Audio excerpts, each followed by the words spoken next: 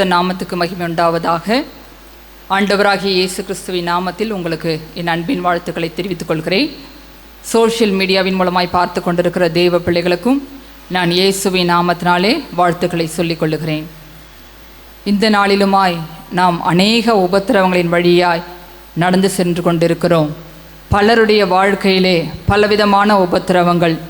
சிலருக்கு குடும்பத்திலே உபத்திரவம், சிலருக்கு வேலை செய்கிற இடத்திலே உபத்திரவம், சிலருக்கு அவர்கள் ஆளுகிற ஆட்சியாளர்களாலே உபத்திரவம், ஒரு சிலருக்கு கடன் பிரச்சனை என்கிற உபத்திரவம், சிலருக்கு பிசாசின் பிடியினாலே பலத்த உபத்திரவத்தை அனுபவித்து கொண்டிருக்கிறார்கள். இன்னும் சிலருக்கு ஊழியத்திலே உபத்திரவம். இப்படிப்பட்ட உபத்திரவத்தின் மத்தியிலே தேவ பிள்ளைகள் கடந்து சென்று கொண்டிருக்கிறதை நாம் பார்க்கிறோம். கர்த்தருடைய வசனம் இப்படியாய் சொல்லுகிறது. சங்கீதம் 22 அதிகாரம் 24வது வசனம். உபத்திரப்பட்டவனுடைய உபத்திரவத்தை அவர் அற்பமாய் எண்ணாமலும் அருவருக்காமலும் தம்முடைய முகத்தை அவனுக்கு மறைக்காமலும் இருந்து தம்மை நோக்கி அவன் கூப்பிடுகையில் அவனை கேட்டறினார் என்று சொல்லி இந்த வேத வசனங்களிலே நாம் பார்க்கிறோம். நீங்கள் எந்த உபத்திரவத்தின் வழியாய் கடந்து சென்றாலும் இந்த நாளிலே கர்த்தர் உங்கள் உபத்திரவத்தை மாற்றி உங்களுக்கு விடுதலை கொடுப்பதற்கு அவர் வல்லமையுள்ளவராயிருக்கிறார். காரணம், அவர் உபத்திரவத்தின் வழியே கடந்து சென்றார். நம்முடைய ஆண்டவராகிய இயேசு கிறிஸ்து எல்லா உபத்திரவங்களின் வழியாய் அவர் நடந்து சென்றதை நாம் வேதத்திலே பார்க்கிறோம். அவருக்கு விரோதமாய் அவருடைய சொந்த ஜனங்கள் எழும்பினார்கள். அது மாத்திரமல்ல, அவர் ஊழியம் செய்கிற இடத்திலே அவருக்கு பிரச்சனை. ஒவ்வொரு அவர் காரியங்கள், நன்மையான காரியங்களை செய்யும் பொழுதும் அவருக்கு விரோதமாய் ஒரு கூட்டம் எழும்பி அவரை வேதனைப்படுத்தி கொண்டே இருந்தது. இப்படிப்பட்ட சூழ்நிலைகள் மத்தியில்தான் நம்முடைய ஆண்டவராகிய இயேசு கிறிஸ்து அவர் ஊழியம் செய்து வந்தார். அதனால்தான் அவர் சொன்னார், உலகத்திலே உங்களுக்கு உபத்திரவம் உண்டு, திடன் கொள்ளுங்கள், நான் உலகத்தை ஜெயித்தேன் என்று சொல்லி இயேசு நம்மை தைரியப்படுத்துகிறதை நாம் பார்க்கிறோம். அவருடைய வேத வசனங்கள் நாம் உபத்திரவத்தின் வழியாய் கடந்து செல்லும் பொழுது நம்மை உயிர்ப்பிக்கிறதாக இருக்கிறது. வேதத்திலே அநேக தேவ பிள்ளைகள் உபத்திரவத்தின் வழியாய் கடந்து சென்றார்கள். அவர்களிலே 3 பேரை குறித்து இந்த நாளிலே நான் உங்களோடு பேசுவதற்கு நான் விரும்புகிறேன். முதலாவதாக சவுலை குறித்து தாவீதை குறித்து நாம் அறிவோம். தாவீது தன்னுடைய சொந்த மாமனாராகிய சவுலினாலே மிகுந்த உபத்திரவத்தை அனுபவித்து வந்தார். அவர் சொல்லுகிறார், 1 சாமுவேல் 26 அதிகாரம் 24வது வசனத்திலே இப்படியாய் சொல்லுகிறார், அவர் என்னை எல்லா உபத்திரவத்திற்கும் நீங்களாக்கி விடுவார் என்று சொல்லி தாவீது சொல்லுகிறார். ஏனென்றால் அவர் கடந்து சென்ற பாதைகள் அவ்வளவு ஒரு வேதனையுள்ள காரியம். சங்கீதம் 119 153 அவர் கர்த்தரை பார்த்து சொல்லுகிறார், என் உபத்திரவத்தை பார்த்து என்னை விடுவியும் என்று சொல்லி அவர் கர்த்தரிடத்திலே ஜெபிக்கிறதை பார்க்கிறோம். காரணம், அவருக்கு விரோதமாய் சவுல் ஒவ்வொரு நாளும் அவரை உபத்திரவத்திற்குள்ளாய் வழி நடத்தி வந்தார். அவர் அந்த கோலியாத்தை கொன்ற பொழுது இஸ்ரவேல் ஜனங்கள் சொல்லுகிறார்கள், சவுல் கொன்றது 1000, தாவீது கொன்றது 10000 என்று சொல்ல பொழுது அவனுக்குள்ளாய் ஒரு பொறாமை வந்தது. அந்த நாளிலிருந்து அவன் தாவீதுக்கு விரோதமாய் எழும்பி நிற்கதை பார்க்கிறோம். ஒவ்வொரு முறையும் அவன் தாவீதை கொலை செய்ய வேண்டும் என்ற நோக்கத்தோடே இருந்து கொண்டிருக்கிறான். ஆனால் கர்த்தர் தாவீதோடு கூட இருந்தபடியினால் எல்லா உபத்திரவலிருந்தும் கர்த்தர் தாவீதை விடுவித்து பாதுகாத்தார் என்று சொல்லி நாம் வேத வசனங்களின் வாயிலாக அறிந்து கொள்ள முடிகிறது. இந்த 1 சாமுவேல் 26 அதிகாரத்திலே நாம் பார்க்கும் பொழுது தாவீது ஆகிலா மேட்டிலே ஒளித்து கொண்டிருக்கிறான் என்று சொல்லி சவுலுக்கு தெரிவிக்கப்படுகிறது. உடனே அவன் 3000 பேரை அழைத்து கொண்டு அவன் சீப் வனாந்தரத்தில் உள்ள ஆகிலா மேட்டுக்கு வருகிறான். அங்கு தாவீதை தேடி எப்படியாவது அவனை கொலை செய்து விட வேண்டும் என்ற நோக்கத்தோடு கூட சவுல் வருகிறார். அவனோடு கூட 3000 பேர் வந்து அந்த பாளையத்திலே அவர்கள் தங்கி கொண்டிருக்கிறார்கள். அன்றைய இரவிலே தாவீது இதை அறிந்தவனாய் அவன் என்ன செய்கிறான், போகிறான். அந்த சீப் வனாந்தரத்திலே இருக்கும் பொழுது தாவீது அபிசாய் என்கிற தன்னுடைய உடன் வேலையாளை அழைத்து கொண்டு போகிறான். அங்கு போய் பார்க்கும் பொழுது சவுல் தூங்கி கொண்டிருக்கிறார். அவரோடே கூட 3000 பேர் தூங்கி கொண்டிருக்கிறார்கள். சவுலோடு கூட அப்னேர் என்கிற அவனுடைய படை தளபதியும் இருக்கிறார். அவனுடைய தலைமாட்டிலே ஒரு ஈட்டி வைக்கப்பட்டிருந்தது. அந்த ஈட்டியினாலே அவன் எப்படியாவது தாவீதை கொன்று சாகடித்து விட வேண்டும் என்கிற நோக்கத்தோடு கூட அந்த சவுல் அந்த இடத்திலே இருக்கிறதை நாம் பார்க்கிறோம். இந்த சூழ்நிலையிலே தாவீது அந்த இடத்திலே செல்கிறார். எல்லாரும் தூங்கி கொண்டிருக்கிறார்கள்.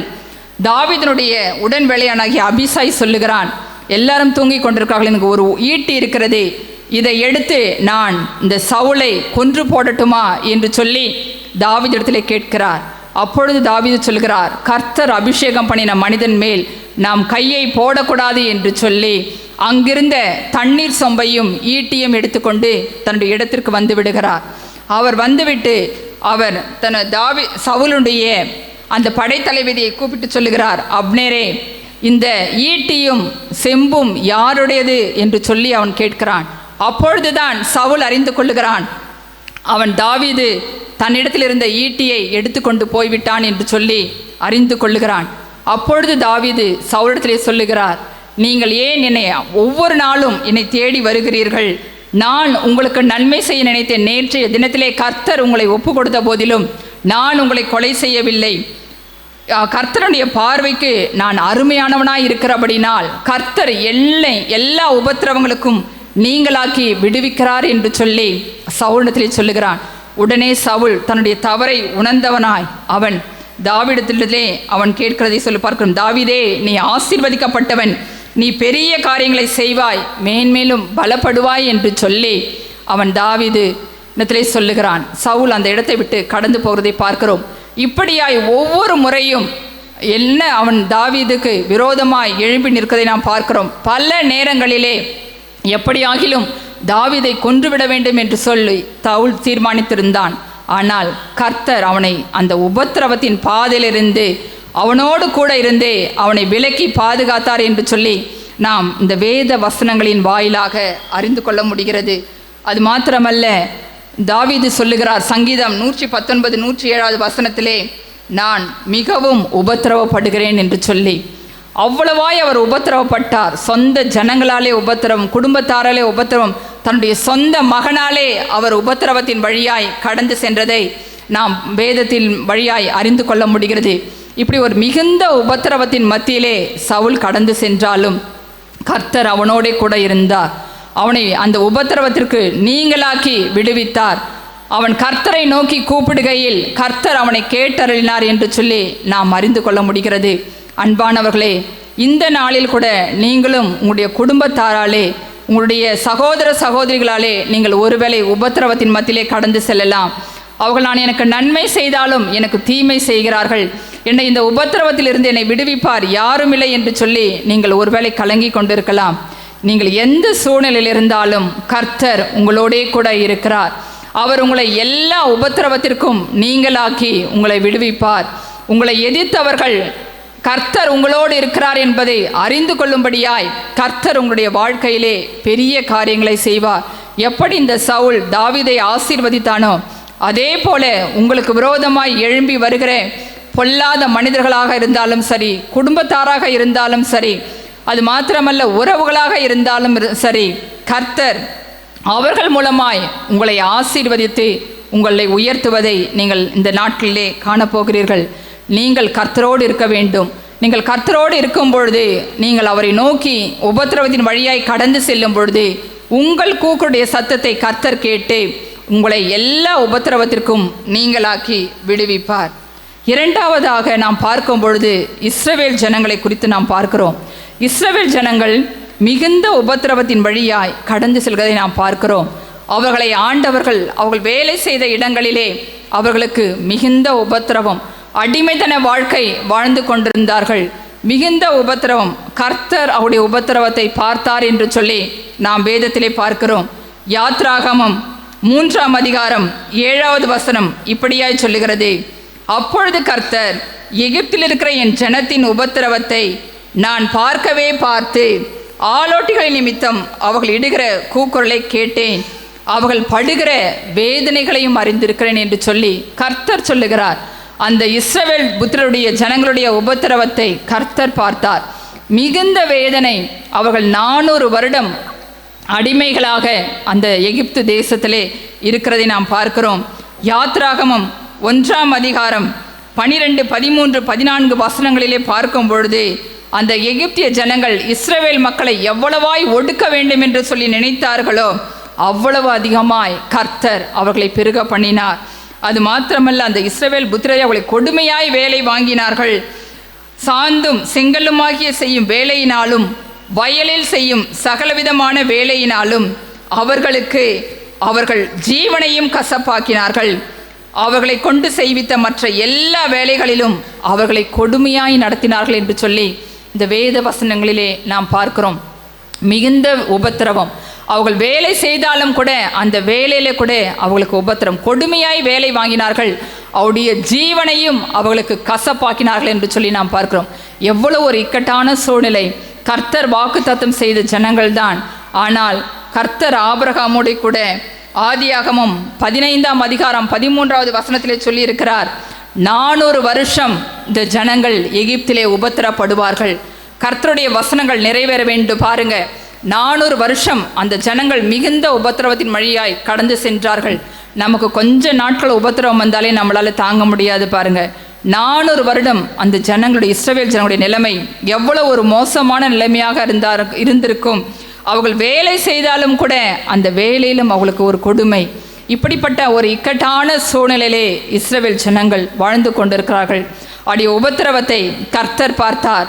மோசேயை கூப்பிட்டு சொல்லுகிறார், நான் அவர்களுடைய உபத்திரவத்தை பார்த்தேன் என்று சொல்லி கர்த்தர் சொல்லுகிறார். அது மாத்திரமல்ல, இந்த உபத்திரவங்களிலிருந்து நான் இஸ்ரவேல் ஜனங்களை விடுவிக்க வேண்டும், நீ வா என்று சொல்லி மோசேயை அழைத்து சென்றார். அந்த மோசேயின் மூலமாக ஒரு பெரிய விடுதலையை கர்த்தர் இஸ்ரவேல் ஜனங்களுக்கு அருளினார் என்று சொல்லி நாம் வேத வசனங்களின் வாயிலாக அறிந்து கொள்ள முடிகிறது. யாத்ராகமம் 12ஆம் அதிகாரம் 40, 41 வசனங்களிலே இஸ்ரவேல் புத்திரர் எகிப்திலே குடியிருந்த வருஷம் 430 வருஷம். அந்த 430 வருஷம் முடிந்த அன்றைய தினமே கர்த்தர் அவர்களை எகிப்து தேசத்திலிருந்து வெளியிலே அழைத்து கொண்டு போனார் என்று சொல்லி நாம் பார்க்கிறோம். எனக்கு அன்பான சகோதரனே, சகோதரியே, இந்த நாளிலுமாய் கூட நீங்கள் வேலை செய்கிற இடத்திலே உபத்திரவத்தின் மத்தியிலே கடந்து செல்லலாம். நீங்கள் என்னதான் வேலை செய்தாலும் அவர்கள் குற்றப்படுத்தி கொண்டே இருக்கலாம். அது மாத்திரமல்ல, ஆளுகிற ஆட்சியாளர்கள் நிமித்தம் நமக்கு உபத்திரவங்கள், போராட்டங்கள் வரும். ஆனாலும் கர்த்தர் நம்மோடே கூட இருந்து நம்முடைய உபத்திரவத்தை பார்த்து அவர் நம்மை விடுதலை செய்வதற்கு வல்லமையுள்ளவராக இருக்கிறார். அதனால்தான் அவர் சொன்னார், உபத்திரப்பட்டுடைய உபத்திரவத்தை நான் அற்பமாய் எண்ணாமல் அவன் என்னை நோக்கி கூப்பிடுகையில் அவனை கேட்டருளுவேன் என்று சொன்னார். இந்த இஸ்ரவேல் ஜனங்களுடைய உபத்திரவத்தை கர்த்தர் பார்த்தார். அவள் படுகிற வேதனைகளை அறிந்தார். மோசேயை அழைத்து 400 வருடம் உபத்திரவத்தின் மத்தியிலே கடந்து சென்ற அந்த ஜனங்களுக்கு கர்த்தர் ஒரு விடுதலையை கொடுத்து அவர்களை கானான் தேசத்திற்குள்ளாய் அழைத்து சென்றார் என்று சொல்லி நாம் வேதத்தின் வாயிலாக அறிந்து கொள்ள முடிகிறது. இன்றைய நாளில் கூட நீங்கள் எப்படிப்பட்ட நெருக்கத்தின் மத்தியில் இருந்தாலும் கர்த்தர் உங்களுடைய உபத்திரவத்தை மாற்றி உங்களை விடுதலை செய்து உங்களை ஆசீர்வதிப்பதற்கு என் தேவனாகிய கர்த்தர் வல்லமையுள்ளவராய் இருக்கிறார். நீங்கள் அவருடைய சத்தத்துக்கு செவி கொடுக்கும் பொழுது கர்த்தர் உங்களை ஆசீர்வதிப்பார். மூன்றாவதாக நாம் ஒரு காரியத்தை குறித்து பார்க்கலாம். அப்போஸ்தலனாகிய பவுலுடைய வாழ்க்கையிலே வந்த உபத்திரவங்களை குறித்து நாம் பார்க்கலாம். பவுல் கர்த்தரால் அழைக்கப்பட்ட ஒரு தேவ மனிதர். பாருங்கள், அவருடைய வாழ்க்கையிலே மிகுந்த உபத்திரவம். அவர் ஊழியம் செய்ததினாலே அவருக்கு மிகுந்த உபத்திரவம் உண்டானது. அப்போஸ்தலர் 14ஆம் அதிகாரம் 19, 20, 21 வசனங்களிலே நாம் பார்க்கும் பொழுது அந்த இடத்திலே அவர் சொல்லுகிறார். 22வது வசனத்திலே பவுல் சொல்லுகிறார், சீஷருடைய மனதை திடப்படுத்தி விசுவாசத்திலே நிலைத்திருக்கும்படி அவர்களுக்கு புத்தி சொல்லி நாம் அநேக உபத்திரவங்களின் வழியாய் தேவனுடைய ராஜ்யத்தில் பிரவேசிக்க வேண்டும் என்று சொல்லுகிறார். பாருங்க, அவர் ஊழியம் செய்கிறார். 8வது வசனத்தில் நாம் பார்க்கும் பொழுது 14வது அதிகாரம் 8வது வசனத்தில் இப்படியாய் சொல்லுகிறது, லீஸ்திராவிலே ஒருவன் தன் தாயின் வயிற்றிலிருந்து பிறந்தது முதல் சப்பானியாயிருந்து ஒருபோதும் நடவாமல் கால்கள் வழங்காதவனாய் உட்கார்ந்து அவள் பவுல் பேசுகிறதை கேட்டு கொண்டிருந்தான். பவுல் அவனை உற்று பார்த்து, ரட்சிப்புக்கேற்ற விசுவாசம் அந்த சப்பானிக்கு இருக்கிறது என்று அவன் அறிந்து நீ எழுந்து காலூன்றி நிமிர்ந்து நில் என்று உரத்த சத்தத்தோடே பவுல் சொல்லுகிறார். உடனே அவன் குதித்தெழுந்து நடந்தான். அவர் செய்த காரியம், அந்த இடத்திலே ஊழியம் செய்தார். கர்த்தர் ஒரு முடவனை அந்த பவுலை கொண்டு அவர் நடக்கும்படி செய்தார். அவ்வளவுதான். உடனே அவருக்கு உபத்திரவம் வந்துவிட்டது. அவர் வேறு எந்த காரியத்தையும் செய்யவில்லை. அவர் ஊழியம் செய்ததினாலே அவருக்கு உபத்திரவம் வந்தது. 19வது வசனத்தில் இப்படியாய் நாம் பார்க்கிறோம். அந்தியோகியாவிலும் இக்கோனியாவிலும் இருந்து சில யூதர்கள் வந்து ஜனங்களுக்கு போதனை செய்து பவுலை கல்லெறிந்து அவன் மரித்து போனான் என்று எண்ணி அவனை பட்டணத்துக்கு வெளியிலே இழுத்து கொண்டு போனார்கள். அவ்வளவு பாருங்க, அவ்வளவு அடி. சில யூதர்கள் அந்தியோகியாவிலும் இக்கோனியாவிலும் இருந்து வந்து இவன் செய்த ஒரே காரியம் அந்த முடவனை சொஸ்தமாக்கினது தான். கர்த்தர் அவனோடு கூட இருந்தபடியினால் அவனுக்கு இரக்கம் பாராட்டினார். அதை பொறுக்க முடியாமல் அங்கிருந்த சில யூதர்கள் வந்து ஜனங்களுக்கு போதனை செய்கிறார்கள். ஜனங்களுக்கு போதனை செய்து பவுலை கல்லெறிந்து அவன் மரித்து போனான் என்று சொல்லி அவனை பட்டணத்துக்கு வெளியிலே இழுத்து கொண்டு போகிறார்கள். பாருங்கள், எவ்வளோ ஒரு இக்கட்டான சூழ்நிலை. அவனை அந்த அளவு, அவன் மரித்து போகிற அளவுக்கு அவனை அடித்திருக்கிறார்கள். ஆனாலும் பவுல் அதை குறித்து அவர் கொஞ்சம் கூட கவலைப்படவில்லை. அவர் மறுபடியுமாய் கூட மீண்டுமாய் அந்த இக்கோனியாவுக்கும் அந்தியோகியாவுக்கும் திரும்பி வருகிறார். 21வது வசனத்தில் நாம் அதை பார்க்கிறோம். அவரை அடித்து மரித்து போனான் என்று சொல்லி அவரை துரத்தி விட்டார்கள். ஆனால் அவர் மீண்டுமாய் தெர்பைக்கு போய்விட்டு மறுபடியும் இக்கோனியா தேசத்துக்கு வருகிறார். வந்து அந்த இடத்திலே கர்த்தருடைய ஊழியத்தை செய்கிறார். அப்பொழுதுதான் அவர் சொல்லுகிறார், நாம் அநேக உபத்திரவங்களின் வழியாய் தேவனுடைய ராஜ்யத்தில் பிரவேசிக்க வேண்டும் என்று சொல்லி அங்கிருக்கிற சீஷர்களுக்கு அவர் புத்தி சொல்கிறதை நாம் பார்க்கிறோம். அன்பானவர்களே, இந்த நாளில் கூட நாம் உபத்திரம் ஊழியம் செய்யும் பொழுது அதனால் சில நேரங்களிலே உபத்திரவங்கள் வரும். அவர்கள் ஜனங்களுக்கு போதனை செய்தார்கள். யூதர்கள் வந்து ஜனங்களுக்கு போதனை செய்கிறார்கள். அப்படியாய் கூட நீங்கள் கர்த்தருடைய ஊழியத்தை தான் செய்வீர்கள். ஆனால் உங்களுக்கு விரோதமாய் பிசாசானவன் அவன் சில மனிதர்களை ஏற்படுத்தி அவன் உங்களுக்கு விரோதமாய் உபத்திரவத்தை கொண்டு வருவான். அது மாத்திரமல்ல, பவுல் சொல்லுகிறார், அப்போஸ்தலர் 20ஆம் அதிகாரம் 23வது வசனத்திலே, கட்டுகளும் உபத்திரவங்களும் எனக்கு பட்டணம் தோறும் வைக்கப்பட்டிருக்கிறது என்று சொல்லி அவர் சொல்லுகிறார். அவர் எங்கெல்லாம் ஊழியம் செய்ய போகிறாரோ அந்த இடங்களிலெல்லாம் அவருக்கு விரோதமாய் கட்டுகள், அவருக்கு விரோதமாய் உபத்திரவங்கள். ஆனாலும் அவர் அதை குறித்து கொஞ்சமும் கவலைப்படவில்லை. ஏனென்றால் அவர் கர்த்தருடைய நாமத்தை, இயேசுவின் நாமத்தை அவர் அறிக்கை செய்து அவர் இயேசுக்காக வாழ்ந்தார். அவர் சொல்லுகிறார், ரோமர் 12ஆம் அதிகாரம் 12வது வசனத்தில் இப்படியாய் சொல்லுகிறார், உபத்திரவத்திலே பொறுமையாயிருங்கள். அவர் பொறுமையாக இருந்தார். அதனால்தான் அவர் சொல்லுகிறார், அநேக உபத்திரவங்கள் அவருக்கு விரோதமாய் அவருடைய ஜனங்கள், யூதர்கள், அது மாத்திரமல்ல பரிசேயர்கள், சதுசேயர்கள் எல்லாரும் பவுலுக்கு விரோதமாய் எழும்பி நின்றார்கள். அவர் எதை செய்தாலும் அவரை குற்றப்படுத்தினார்கள். ஆனாலும் அவர் அதை குறித்து கொஞ்சமும் கவலைப்படவில்லை. கர்த்தர் என்னோடு கூட இருக்கிறார். அவர் உபத்திரவங்களின் வழியாய்தான் நான் கர்த்தருடைய ராஜ்யத்தில் பிரவேசிக்க வேண்டும் என்று சொல்லி அவர் அநேகரை தைரியப்படுத்துகிறதை நாம் பார்க்கிறோம். 2 கொரிந்தியர் 11ஆம் அதிகாரம் 23 28 வரையுள்ள வசனங்களிலே பார்க்கும் பொழுது பவுல் பட்ட உபத்திரவங்களிலே இந்த வசனங்களில் நாம் தெளிவாய் பார்க்க முடிகிறது. பாருங்க, எவ்வளவு உபத்திரவம். அந்த பவுலை போல எந்த ஒரு ஊழியக்காரரும் அவர் உபத்திரவப்படவில்லை.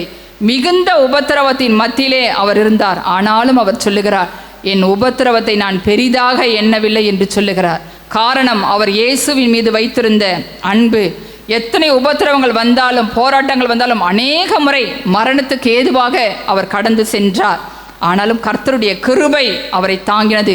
ஒரு பக்கத்திலே சரீரத்திலே பலவீனம், சாத்தான் அவனை குட்டும் முள்ளாக இருந்தது. ஆனாலும் அவர் சொல்லுகிறார், கர்த்தருடைய கிருபை எனக்கு போதும் என்று சொன்ன பொழுது அந்த கிருபையை குறித்து எனக்கு அவர் மேன்மை பாராட்டுகிறார். எந்த உபத்திரவத்தையும் அவர் பெரிதாக எண்ணவில்லை. கர்த்தர் என்னோட கூட இருக்கிறார், அவர் என்னை வழி நடத்துவார். இந்த எல்லா உபத்திரவங்களுக்கும் கர்த்தர் எனக்கு விலக்கி பாதுகாத்து கொள்வார் என்கிற விசுவாசத்தோடு, தைரியத்தோடு அவர் கர்த்தருடைய ஊழியத்தை கடைசி வரை செய்து வந்தார். அன்பானவர்களே, இந்த நாளில் கூட நீங்களும் ஒருவேளை ஊழியம் செய்வது நிமித்தம் உங்களுக்கு விரோதமாய் பிரச்சனைகள் வரலாம், போராட்டங்கள் வரலாம். ஆனாலும் கர்த்தர் உங்களோடே கூட இருந்து உங்களை அவர் உயர்த்துவார். உபத்திரவங்கள் வந்தாலும், போராட்டங்கள் வந்தாலும் கர்த்தர் எல்லாவற்றையும் மாற்றி போடுவார். ஏனென்றால் ஆண்டவராகிய இயேசு கிறிஸ்துவுக்கே அநேக பாடுகள், உபத்திரவங்கள். சொந்த ஜனங்கள் அவரை ஏற்றுக்கொள்ளவில்லை. பரிசேயர், சதுசேயர் அவர் எது பேசினாலும் அதிலே குற்றம் கண்டுபிடித்தார்கள். ஆனாலும் பிதாவாகிய தேவன் அவரோடே கூட இருந்தபடினால் அவரை உயர்த்தி வானோர் பூதலத்தோர் எல்லாருடைய நாமத்திற்கு மேலான நாமத்தை ஆண்டவராகிய இயேசு கிறிஸ்துவுக்கு கொடுத்தார். அன்பானவர்களே, அதே இயேசு கிறிஸ்து இன்று நம்மோடு கூட இருக்கிறார். நீங்கள் ஊழியம் செய்வதினாலே, மற்றவர்களுக்கு சுவிசேஷத்தை அறிவிப்பதினாலே உங்களுக்கு பிரச்சனைகள் வரும், போராட்டங்கள் வரும். ஆனாலும் கர்த்தர் உங்களோடு கூட இருந்தே அவர் உங்களை உயர்த்துவார். யார் உங்களை எதிர்த்தார்களோ அவர்களே கர்த்தர் உங்களோடு கூட இருக்கிறார் என்று அறிந்து கொள்ளும்படியாய் கர்த்தர் பலத்த காரியங்களை உங்களை கொண்டு செய்வார். எனவே நீங்கள் உபத்திரவத்தை குறித்து சோர்ந்து போகாமல் நீங்கள் கர்த்தரை மாத்திரம் நோக்கி பார்க்கும் பொழுது கர்த்தர் எல்லா உபத்திரவங்களிலிருந்தும் உங்களை நீங்களாக்கி விடுவிப்பார். அன்பானவர்களை, இந்த நாளிலே நாம் இந்த வேத வசனங்களின் வாயிலாக பார்த்தது போல குடும்பத்திலே பிரச்சனைகள் வந்தாலும், உபத்திரவங்கள் வந்தாலும், வேலை செய்கிற இடத்திலே ஆட்சியாளர்கள் நிமித்தம் நம்மளுக்கு பிரச்சனைகள் வந்தாலும், அது மாத்திரமல்ல ஊழியத்திலே நம்மளுக்கு உபத்திரவங்கள் போராட்டங்கள் வந்தாலும் ஆண்டவராகிய இயேசு கிறிஸ்து உங்களோடு கூட இருப்பார். எல்லா உபத்திரவத்திற்கும் அவர் உங்களை நீங்களாக்கி விடுவிப்பார். நீங்கள் அவரை நோக்கி கூப்பிடும் பொழுது கர்த்தர் உங்கள் உபத்திரவத்தை மாற்றி உங்களை ஆசீர்வதிப்பார். உங்களை ஆசீர்வதிப்பது மாத்திரமல்ல, உங்கள் மூலமாய் அநேகர் கர்த்தரை அறிந்து கொள்ளும்படியாய் கர்த்தர் உதவி செய்வார். கர்த்தருடைய நாமத்துக்கு மகிமை உண்டாவதாக. நாம் ஜெபிக்கலாம். அன்பின் பரலோக பிதாவே, நன்றியோடு துதிக்கிறோம் ஐயா. தகப்பனே, விசேஷமாய் ஆண்டவர் இந்த நாளிலுமாய் கூட உபத்திரப்பட்டனுடைய உபத்திரவத்தை அற்பமாய் எண்ணாமலும் அருவருக்காமலும் தம்முடைய முகத்தை அவனுக்கு மறைக்காமலும் இருந்தே அவன் தம்மை நோக்கி கூப்பிடுகள் அவனை கேட்டருளுவேன் என்று சொன்னீரே. அப்பா, அப்படியாய் உம்முடைய பிள்ளைகள் எந்த உபத்திரவத்தின் மத்தியில் கடந்து சென்றாலும் என் தேவனாகிய கர்த்தர் இந்த நாளிலே அந்த உபத்திரவங்களை மாற்றி போடுங்க ஆண்டவரே. ஆண்டவரே, நான் திடன் கொள்ளுங்க, நான் உலகத்தை ஜெயித்தேன் என்று சொல்லி வாக்குத்தத்தம் செய்தீரேன். அப்படியாய் உம்முடைய பிள்ளைகள் இந்த உபத்திரவத்தை மேற்கொள்ளக்கூடிய பலனையும் ஆண்டவரே கிருபையும் நீர் ஒவ்வொருவருக்கும் கட்டளிடும்படியாய் நான் செபிக்கிறேன். ஆண்டவரே, தாவீதை போல சொந்த குடும்பத்திலே நெருக்கம் இருந்தாலும் ஆண்டவரே நீர் அவர்களை ஆண்டவரே அவருடைய வழிகள் கர்த்தருக்கு பிரியமாயிருந்த அவருடைய சத்துருக்களும் அவனுடைய சமாதானமாகபடி செய்வேன் என்று சொன்னீரே. அப்படியா இந்த குடும்பத்தார் ஆண்டவரே யாரை ஆண்டவரே அவர்கள் உபத்திரவப்படுத்துகிறார்களோ அவர்களோடு சமாதானமாகும்படியாய் என் தேவனாகிய கர்த்தர் இந்த நாளிலே ஒரு அற்புதத்தை செய்வீராக ஆண்டவரே. எப்படி சவுல் தாவீதோடு கூட கர்த்தர் இருக்கிறார் என்று உணர்ந்து கொண்டாரோ அதே போல உம்முடைய பிள்ளைகளுக்கு விரோதமாய் எழும்புகிறவர்கள் ஆண்டவரே அவர்களோடே கூட கர்த்தர் இருக்கிறார் என்பதை அறிந்து கொள்ளும்படியாய் என் தேவனாகிய கர்த்தர் நீர் அவளை ஆசீர்வதிங்க ஆண்டவரே. அது மாத்திரமல்ல தகப்பனே, இஸ்ரவேல் புத்தருடைய ஆண்டவரே உபத்திரவத்தை கண்ணோக்கி பார்த்து அந்த ஜனங்களுக்கு ஒரு விடுதலையை கொடுத்தீரே, அவளை ஆசீர்வதித்து கானான் தேசத்திற்கு அழைத்து சென்றீரே. அதே போல தகப்பனே, வேலை செய்கிற இடத்திலே இவர்களுக்கு நெருக்கங்கள் வந்தாலும் உபத்திரவங்கள் வந்தாலும் நீர் அதை மாற்றி போடுங்க ஆண்டவரே. அவளை வேலை செய்கிற இடத்திலே ஆண்டவரே கொடுமையாய் வேலை வாங்கினாலும் என் தேவனாகிய கர்த்தர் ஆண்டவரே ஒரு விடுதலையை நீர் கட்டளிடும்படியாய் நான் ஜெபிக்கிறேன் ஆண்டவரே. அவர்கள் ஆண்டவரே அவளை அறிந்து கொண்டு அவளுக்கு இரக்கம் பாராட்டும்படியாய் நீர் ஒரு அற்புதத்தை செய்யுங்க ஏசப்பா. அது மாத்திரமல்ல, பவுனுடைய வாழ்க்கையில் ஆண்டவரே ஊழியம் செய்ததினாலே அநேக உபத்திரவங்கள் ஆண்டவரே, அந்த உபத்திரவங்கள் எல்லாவற்றிலும் நீர் பவுலோடே கூட இருந்தே அவனை வழி நடத்தி ஆசீர்வதித்தீர் ஆண்டவரே. வேதத்திலே அதிகமான நிருபங்களை எழுதும்படியாய் கிருபை செய்தீர் ஆண்டவரே. அப்படியாய் உம்முடைய பிள்ளைகளை பலப்படுத்துங்க. ஊழியம் செய்து சோர்ந்து போய் காணப்படுகிற ஆண்டவரே உம்முடைய பிள்ளைகளுக்கு என் தேவனாகிய கர்த்தர் ஆண்டவரே நீர் பலப்படுத்துவீராக. அவருடைய ஆவிலே ஒரு பலன் உண்டாகட்டும், ஆத்துமாவிலே ஒரு பலன் உண்டாகட்டும். எல்லா உபத்திரவத்தையும் நீங்க மாற்றி போடுங்க ஆண்டவரே. யாரெல்லாம் விசுவாசித்த ஆண்டவரே உம்மை நோக்கி கூப்பிடுகிறார்களோ இந்த நாளிலே ஒரு ஆசீர்வாதம் இயேசுவின் நாமத்தினாலே அவளுக்கு உண்டாகும்படியாய் நான் ஜெபிக்கிறேன். அவருடைய உபத்திரவத்தின் பாதை மாறட்டும் ஆண்டவரே. ஆசீர்வாதத்தை கட்டளையிடுவீராக. அவள் எந்தெந்த ஆண்டவரே உபத்திரவத்தின் வழியாய் கடந்து செல்லுகிறார்களோ அதை எல்லாம் மாற்றி போட்டு உம்முடைய பிள்ளைகளை ஆசீர்வதித்து உயர்த்துங்க ஆண்டவரே. நீர் அப்படியே செய்ய போகிறபடினாலும் உமக்கு நன்றி. நாங்கள் விசுவாசிக்கிறோம் ஆண்டவரே. வந்திருக்கிற ஒவ்வொருவரையும் இதை கேட்கிற ஒவ்வொருவரையும் ஆசீர்வதிங்க ஆண்டவரே. அவருடைய உபத்திரவத்தின் சூழ்நிலை மாறட்டும் இயேசுவின் நாமத்தினாலே. அப்பா, நீர் அற்புதங்களை செய்யுங்க. இயேசு கிறிஸ்துவின் வல்லமையுள்ள நாமத்தில் ஜெபிக்கிறேன் நல்ல பிதாவே. ஆமென்.